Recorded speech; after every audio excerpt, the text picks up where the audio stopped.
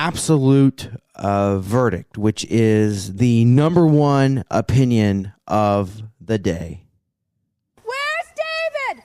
David is, his tape speaks for itself. Hey, Dave, listen up, please. Murphy, it's you.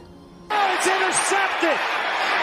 Murphy, touchdown, Arizona. I don't even want to be Murphy anymore. Do I still have to be Murphy? Yes, you have to be Murphy. There were 2 fouls by the defense. Offense, correct, I'm sorry. He's a lawyer. Offside defense, that penalty is declined. There's also personal foul face mask. That penalty is enforced half the distance to the goal, first down. After reviewing the play, the offensive player has the ball and is not out of bounds. Phoenix will retain possession on the sideline and has the advance capability. The coach's challenge is successful. Your Honor, I object. You would. Bastard! Hey! Quiet! Overruled. Your Honor, I object. What does this have to do with anything? Overruled. And the truth shall set you free. Man, what I wouldn't give to have Billy Kennedy on the call for the Warriors game. But, yeah. So I know that everyone listening right now, you have a smartphone in your pocket. You've seen the alerts. You've seen the social media tributes. You already know that the greatest ever to wear the Birds helmet is officially a first ballot Hall of Famer.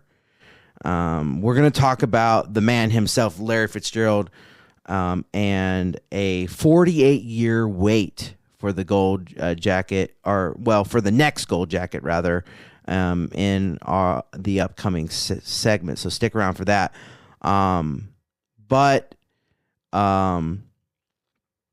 we're going into the film room also later for the Phoenix Suns and talk about the Warriors' loss that wasn't just a fluke.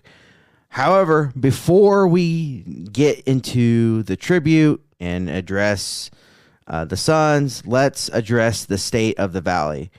Because looking at Larry's induction forces us to ask a terrifying question. Who is the next player that you can tell your kids that will never wear another jersey?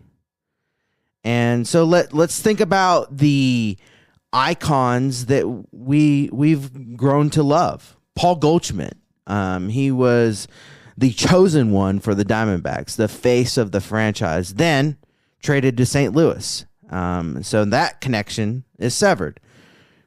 We can talk about Shane Doan, Captain Coyote, one of the most respected men in hockey.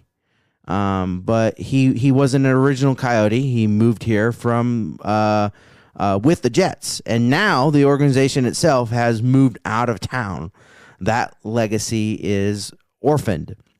Corbin Carroll, he's got the talent, he's got the big contract, but he's still young, he's still a kid, if you will. And so, will the Diamondbacks pay up in 2035? Or will he be the next Goldie? We don't know yet. So that leaves one man standing, Devin Armani Booker. And I think back to 2015, you can think about the 19-win seasons, the cryptic tweets from players basically saying they don't want to be here. Other tweets from people trying to get Devin Booker to leave. And we've lived through what you can consider an absolute basement of this franchise. But Booker didn't just stay. He kind of built a penthouse.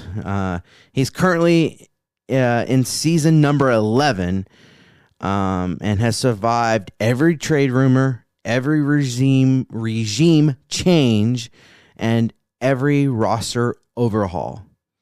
And he's told us, years ago, he's kind of wanted to be the Kobe of the Valley, the be legendary, if you will, and has never wavered.